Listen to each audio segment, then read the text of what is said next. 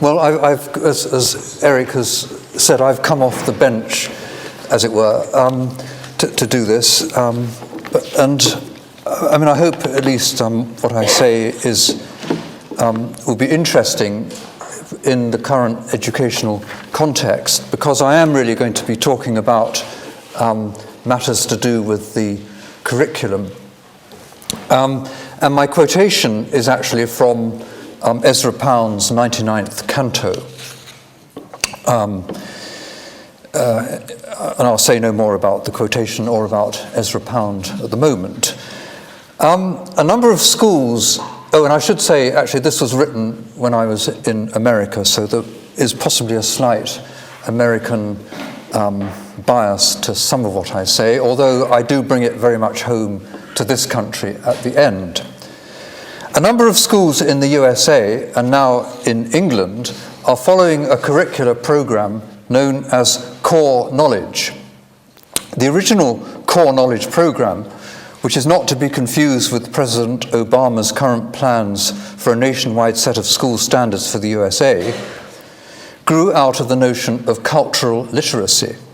This was a term coined by the literary critic E.D. Hirsch in the 1980s, when he realized that what we want from literacy in young people is not just the ability mechanically to decode written texts, though we do of course want that, but to understand those texts fully, though, and to be fully literate, they also need a wealth of background cultural knowledge, which is presupposed in so much of what we read.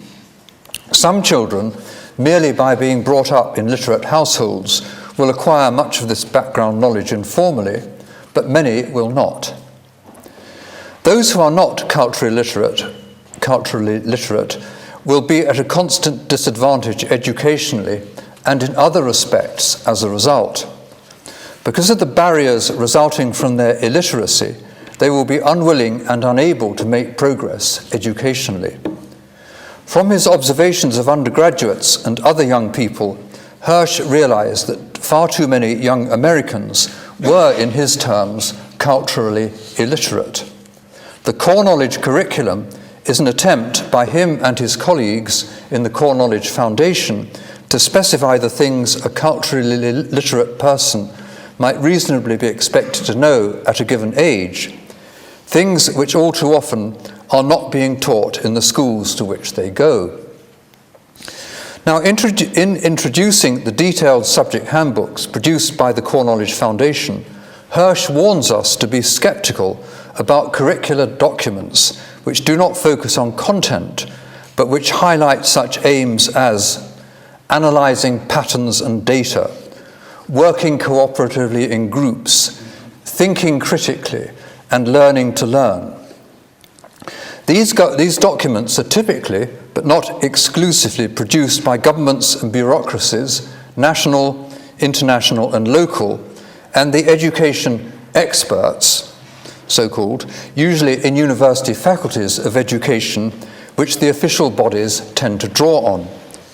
To take a typical example, as recently as last April, a group of science educators representing the US National Research Council, the National Science Teachers Association, and the American Association for the Advancement of Science recommended that fewer topics than previously should be taught in school, with less rote learning and more critical thinking.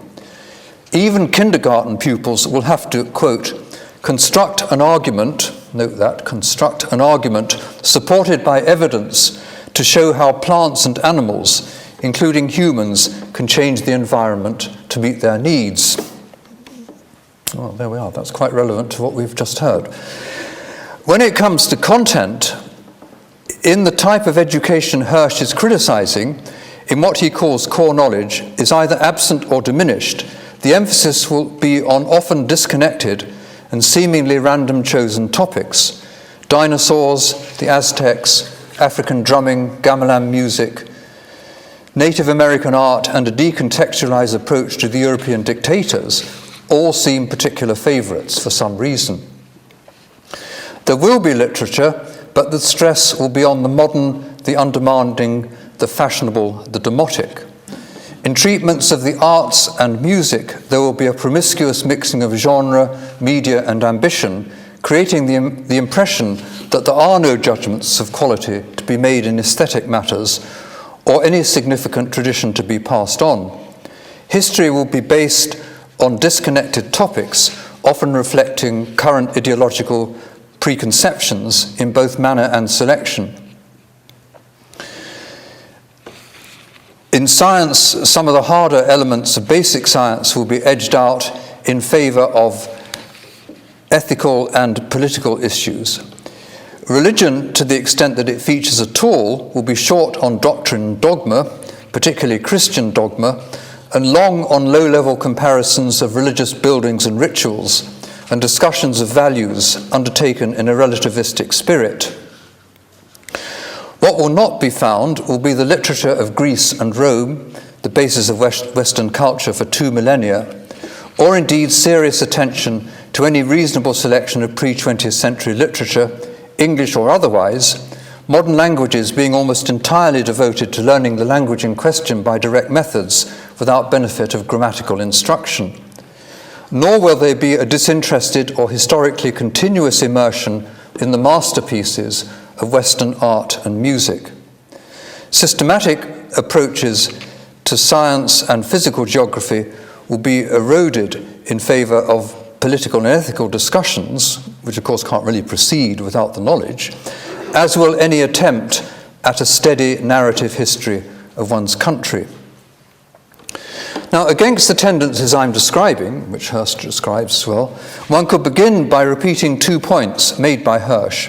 First, that they are fundamentally undemocratic and unfair, and secondly, that they erode any sense of a common cultural or political inheritance among pupils, who, whatever their background or ethnicity, are still all living in the same country. These approaches are unfair and undemocratic because they will inevitably favour, if only by default, those pupils whose parents can supply either at home or in independent schools the culture, knowledge and experience which will be lacking in the schools dominated by the approaches I am describing, which are often the state schools the majority of the population have to attend, though I am going to qualify that later on. I mean, this is not true of all state schools. And far from solving problems arising from cultural and ethnic diversity, the bitty and fragmented problem-solving approach, for all its talk of critical thinking, will make their solution virtually impossible by failing to provide the basis for a common understanding of who and where we are, how we might live together, diversity within a fundamental unity. Now, on the current shibboleth of laying on even young children the burden of being independent learners and critical thinkers, which, of course, these poor kindergarten pupils were being inflicted with by the American Association of Science, I would draw attention to what Ruskin had to say in his lecture on the future of England in 1869. Ruskin said, "The people are crying out for you to command, and you stand there at pause and are silent. Govern us, they cry, with one heart, though many minds. You alone can feed them and clothe and bring into their right minds, for you only can govern. That is to say, you only can educate them." Now, whatever we or Ruskin might hope or have hoped from our rulers, a teacher is not or should not be one who stands there at pause and is silent. A teacher should be one who, like Ruskin, had much of value to impart, who has a passion for imparting it and the belief and confidence to do so. But of course, there are also the many minds before the teacher, and the great crux on which so many fail and so many are broken. For the best but most cruelly deceived of motives, too many teachers are in the deep mess that Ursula Brangwyn was in D.H. Lawrence's The Rainbow, chapter 13, when she, like Lawrence himself, tried her hand at teaching. Lawrence says, "Children will never naturally acquiesce to sitting in a class and submitting to knowledge. They must be compelled by a stronger, wiser will, against which they must always strive to revolt, so that the first great effort of every teacher must be to bring the will of the children into accordance with his own will.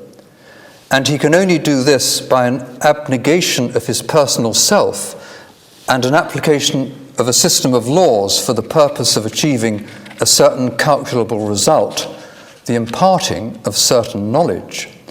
Whereas Ursula thought that she was going to be the first wise teacher by making the whole business personal. So that was Lawrence in 1913. And while we're looking at Lawrence, there is also Lawrence's Jimmy Shepherd, the character he invents in an essay called The Education of the People in 1918. We have assumed, said Lawrence, that we could educate Jimmy Shepherd and make him a Shelley or an Isaac Newton. At the very least, we were sure we could make him a highly intelligent being, and we're just beginning to find our mistake. We can't make a highly intelligent being out of Jimmy Shepherd. Why should we, if the Lord had created him only moderately intelligent? Why do we always want to go one better than the Creator? Now, I'm sure probably you're all horrified by this. Because of our sentimental attitude to children and to ourselves, we don't like all this talk of stronger, wiser wills and knowledge and results. Nor do we like to admit that there are children who cannot achieve much in the academic line, but however it is dressed up, this is the underlying reality of the classroom. This does not mean being brutal, but it does mean genuinely recognizing differences between pupils, and not in a misguided spirit of egalitarianism, trying to give all the same, best, worst, and middle, which will not help either the best or the worst, and will probably not do much for the middle either. The upshot of vainly trying to educate pupils beyond their real abilities is simply to turn out a lot of half-informed youth who despise the whole business of understanding and wisdom, as Lawrence predicted. We must also recognize, as Aristotle did long ago, that in matters of behavior generally, and in matters of learning more specifically, this is a quote from Aristotle, it makes no small difference then whether we form habits of one kind or another from our very youth. It makes a very great difference, or rather all the difference. Further, in human development, reasoning is not the first capacity we acquire, he says in the Politics. Just as the body comes into existence earlier than the soul, so also the unreasoning is prior to that which possesses reason, while passion and will and desire are to be found in children even right from birth. Reasoning and intelligence come into their possession as they grow older. Therefore, care of the body must begin before care of the soul, then the training of the appetitive element. That's the end of the quotation. All parents and teachers of young children will recognize the need for what Aristotle calls the training of the appetitive element, the directing of the will and desire into habits of virtue. For unless we have some inclination towards virtue, reasoning on its own will not make us moral, which is part of what we hope from a good education.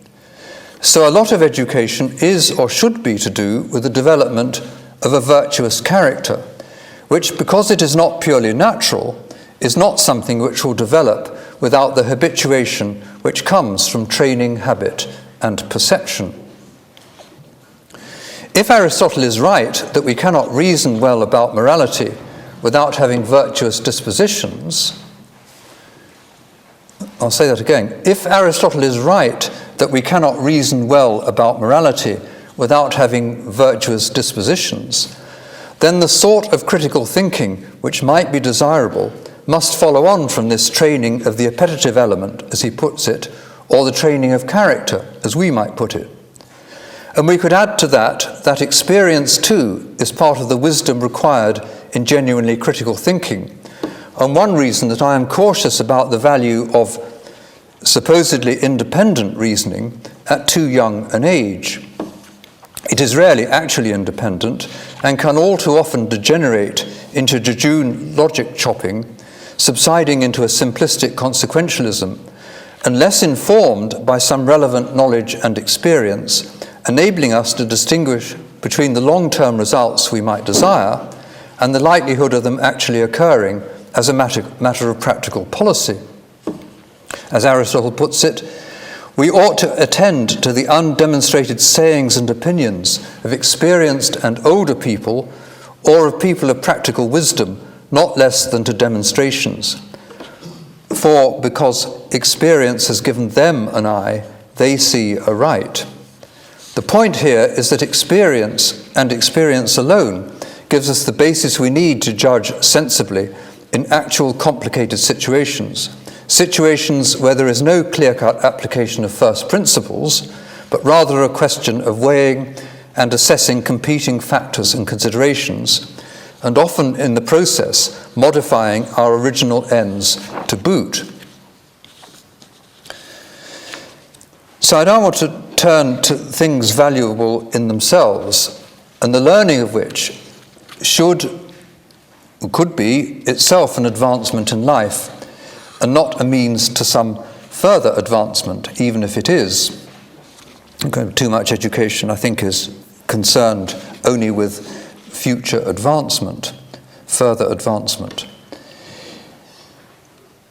In a way, we are back with Socrates and the fool, and what is particularly difficult here is that the uneducated person, being uneducated, and therefore without the knowledge as Socrates has, is in no position to make a sensible choice as to the value of a Socratic existence, or indeed of the education that might promote it. The burden and faith, as Ruskin suggested, rests with the teacher. So is it an unreasonable faith?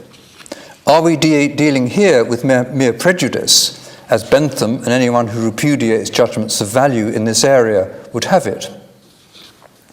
What this question comes down to is whether the things with which education and by extension culture deal are important and worthwhile, which is partly why, in distinction from various legislative documents which are often produced in these matters, it is as well to be somewhat specific about the putative content of any curriculum.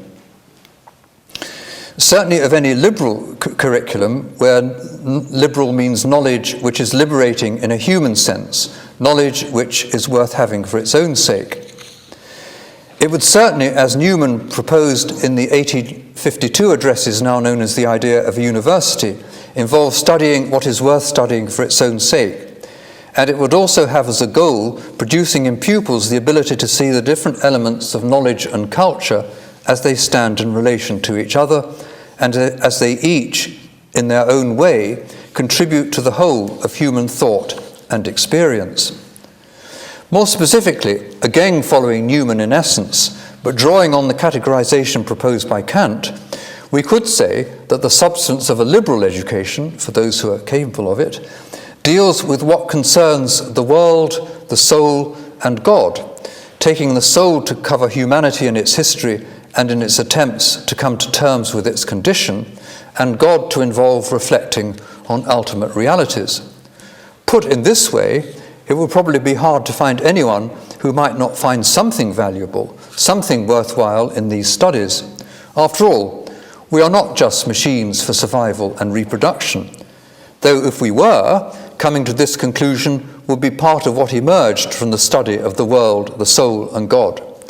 It would thus be one of the results of a liberal study, though in my view an unfortunate result, because if all our activity is geared simply to promoting survival and reproduction, this would undermine the claims of any of our beliefs, including our belief in the theory of evolution to be true, as opposed to merely survival promoting. Leaving that aside, though, what is involved in the traditional liberal curriculum is what is, or hopes to be, in Matthew Arnold's phrase, the best that has been thought and known or said on these matters. And it is here particularly that judgments will tend to be internal to the particular form of knowledge or experience. For example, No one, as a 10 or even a 16-year-old pupil outside Italy, or indeed as anyone who has not read and given serious attention to the Divine Comedy, could have any real sense of the value of the poetry of Dante. Here, as in science, as in maths, as in history, as in music, I will have, to a greater or lesser extent, to start to rely on the judgments of those who've gone before me, who've studied these things and made themselves expert in them, and who have seen them surviving the test of time. That is, that they are not merely the taste and experience of one generation or culture, but have appealed, and appealed deeply, to different people in different times and places. There is, of course, room for movement and adjustment in all of this, and in the case of science, a degree of progressive increments of knowledge and certainty, and displacement of failed ideas. But for anyone not attracted to a modish relativism, works such as those of Homer, Virgil, Shakespeare, Milton, Goethe, Pushkin, Racine, Proust, and so on in literature, and similar lists from other fields are going to remain central and touchstones of what can and has been done. It was, I think, F.H. Bradley, although I've actually lost track of where this quotation comes from, so if anybody knows, could they help me? It was, I think, F.H. Bradley who opined that a man to whom a ring-a-ring of roses is as good as a Shakespeare sonnet is either a fool or an advanced thinker. Unfortunately, for too many of our children, the world of education, particularly in so-called schools of education, but also in university literature departments, contains within it large numbers of noisily advanced thinkers. There is, in fact, nothing very new in this. As Jonathan Rose reports in The Intellectual Life of the British Working Classes, an excellent book, about how in the 19th century, working men in the mines and factories, and women indeed, set up their own reading groups to read not trash, not current trash, but to read Milton, Shakespeare, and the Greek classics. Amazing that all that's gone. Now we have universal education and, well, we don't have universal literacy, but we're supposed to have it. Anyway, Jonathan Rose reports that even in the 1960s, the social historian Richard Hoggart was inveighing against what he called the Beatles are in their own way as good as Beethoven nonsense, and despairing at hearing an Oxbridge academic proclaiming that lavatorial graffiti are not to be distinguished in any qualitative way from the drawings of Rembrandt, and a BBC executive declaring that there is no longer art, there is only culture of all kinds. This is significant, poignant even, because Hoggart had himself been a pioneer of the study of popular culture, which had led to the very erosion of judgment he is here deploring. That this abandonment of discrimination has only grown in influence and significance in the subsequent half-century or so does not make it any the less deplorable, or any the less a betrayal of generations of children, particularly of children from backgrounds of illiteracy, poverty and deprivation, where school is probably going to be the only place where they might be able to receive any sort of cultural or intellectual stimulation. Over and above coining the phrase, the best that has been thought and known, Matthew Arnold said this: plenty of people will try to give the masses, as they call them, an intellectual food prepared and adapted in the way they think proper for the actual condition of the masses. The ordinary popular literature, I say read now, television, pop music, computer games, is an example of the way of working, of this way of working on the masses. But culture works differently. It does not try to teach down to the level of inferior classes. It seeks to make the best that has been thought and known in the world current everywhere, to make all men live in an atmosphere of sweetness and light, where they may use ideas as it sees them, freely nourished and not bound by them. Personally, I would resile from the unfortunate phrase sweetness and light. I do not find sweetness in the Iliad or the Oresteia. Light may be, but a steady, unwavering light, illuminating the darkness of our condition. Moreover, I doubt very much that sweetness and light, however generously construed, will on their own be enough to counter the effects of original sin, to which we are all continuously prone, and whose effects are dramatically and unpityingly revealed in Homer and Aeschylus, let alone Christian authors. But these reservations aside, I find Arnold's vision of the teacher, for that is what it is, both uplifting and, in the true sense, challenging. It is the possession of such a vision in his or her chosen subject, together with the craft and strength to transmit it to those unacquainted with it, with what it consists in, and who will in all probability not otherwise become acquainted, which makes a good teacher. In England in 2012, England, I emphasise, not Scotland, Ireland, or Wales, who are moving in very different directions educationally. In England in 2012, some new governmental standards for teachers were introduced, following drafting from a small committee of which I was a member. Against the prevailing bureaucratic and political trends, in them there is a vision of the teacher not too far distant from Arnold's. There is a strong focus on the practice of teaching itself, on subject knowledge and understanding, on love of learning and engagement with one's subject, on scholarship and on intellectual curiosity, on stretching pupils of all backgrounds, and also on rules for behaviour and the appropriate exercise of authority, which is not just about behaviour narrowly conceived, but which is about one's authority as a teacher, but also, in the spirit of liberal education, about not exploiting pupils' vulnerabilities through misuse of that authority. Perhaps more important, by the way, they're very short, these standards, which shows they're very unbureaucratic. We reduced them from 35 with several numbers of subheadings to 8. That's all you need. Perhaps, but it doesn't mean they're easy to apply. Perhaps more important, and in line with Hirsch's strictures, there are also significant omissions, significant, that is, in today's world of education. There are no such creatures as learners, though plenty of teachers and pupils. There is no talk of independent or personalised learning, nor is there obeisance to the great idol of group work or mention of ICT. Teachers are expected to have skills of their own, but these are not to include equipping pupils with skills, as opposed to developing and extending the knowledge of and understanding of pupils in the subjects they will study. Study note, not research. What these subjects will be and how delineated has now been outlined for England in a new national curriculum framework.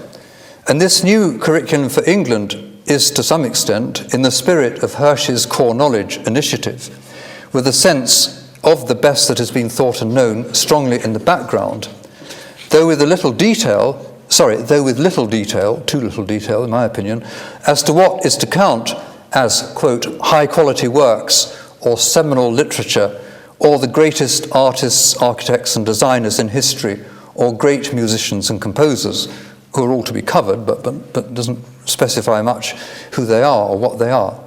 There is considerably more detail in the areas of science and mathematics, and also significantly in history, at the core of which is a sequential narrative account of the history of Britain and the British Isles, though I'm very pleased to say, and this is my only contribution to the national curriculum, not omitting the American Revolution, which is probably the most important event in the modern world. This actually really annoys me, that we Brits all moan endlessly about Americans not knowing anything about European history. But how many people in Britain know anything about American history? The boot is on the other foot. And American history is actually, of course, if you want to understand the modern world, is vital. Anyway, yes. Well, I'm not going to mention Sir Richard Evans and Simon Sharma, who criticise this curriculum, because they are not the only critics of this new national curriculum framework, and history is not the only source of academic discontent. The whole curriculum and its underlying direction are deeply misguided, in the opinion of 100, quote, leading, unquote, academics in education, all working in publicly funded universities, including Oxford, Cambridge and London, who sent a letter on this subject to the low-circulation independent newspaper.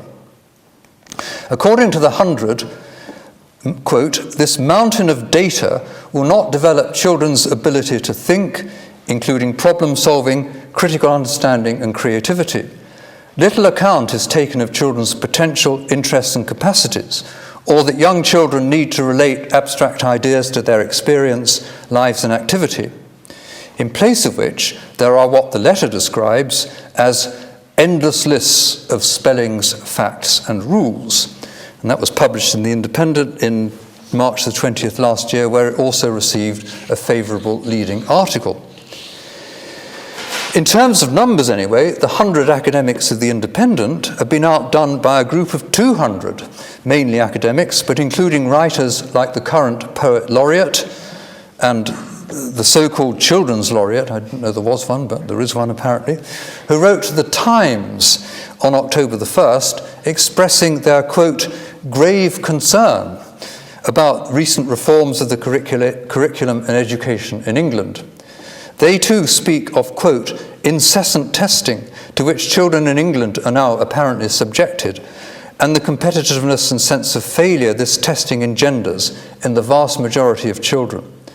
In view of the laureates and their associates, quote, childhood is too important to be squandered or exploited. Children are natural learners who deserve an abundance of new experience.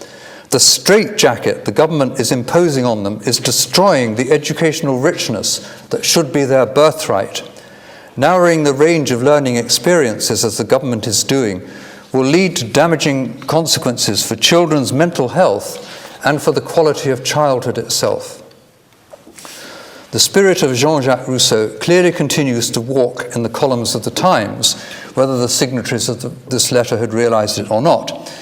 But leaving aside the sentimentality, hyperbole and invective, what the government actually demands is a simple test of reading at the age of 6, tests of English and maths at 7 and 11, with science added at 11, and public exams at the ages of 16 and 18.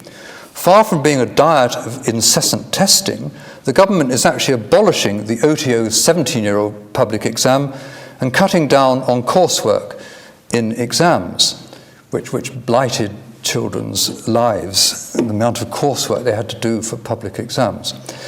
And how can a curriculum beefing up English and maths and going some very tentative way in the direction of Hirsch's core knowledge amount to narrowing the range of learning experiences? These two letters are symbolically useful in that they exemplify perfectly the kind of thinking and writing Hirsch was warning us against, and also the weight and type of opinion would-be reformers will inevitably have to confront. Not surprisingly, the second letter ends by calling for arresting change and seeking a consensus on education, which is EdSpeak code for maintaining the status quo. We can note both letters' hyperbole, mountain of data, endless lists, incessant testing, and flailing invective, singling out spellings, facts and rules for special opprobrium as though they were in some way obviously objectionable and in tension with thinking, and talking about a little bit of rigour and content in education as damaging children's mental health. But my objection to the letters goes far deeper. England remains near the bottom of international comparisons among developed countries for standards in language and maths. 2/3 of the poorest children educated under the dispensation our laureates do not want to change fail to achieve the benchmark educational qualifications at the age of 16, whereas practically everyone in fee-paying independent schools do. For many children, including those, some of whom I know because I'm involved in some inner city schools, For many children, including some of those I know, who live in circumstances of violence, crime, poverty and neglect, far from education needing to relate to their circumstances, as our experts would have it, a good school can be, and indeed should be, an oasis of civilization. It can be this precisely because it is taking pupils away from the circumstances of their lives, which they leave behind at the school gate, into a different, a more peaceful and a more orderly world, and probably a better world. But school as an oasis of sorts is not the case only for pupils coming from difficult or deprived circumstances.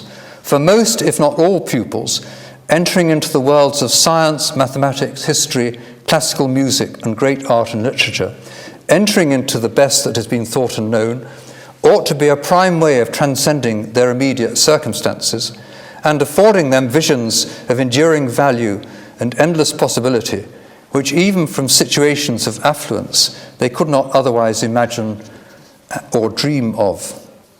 Certainly what I found when I was at school in Tottenham. Simone Weil once plaintively said, I do not mind having no visible successes, but what does grieve me is the idea of being excluded from that transcendent kingdom to which only the truly great have access and wherein truth abides. And in order to open that transcendent kingdom to others, she famously wrote and spoke about Antigone for factory workers. Without hoping to emulate that great spirit in any other way, we educators can at least emulate her in this.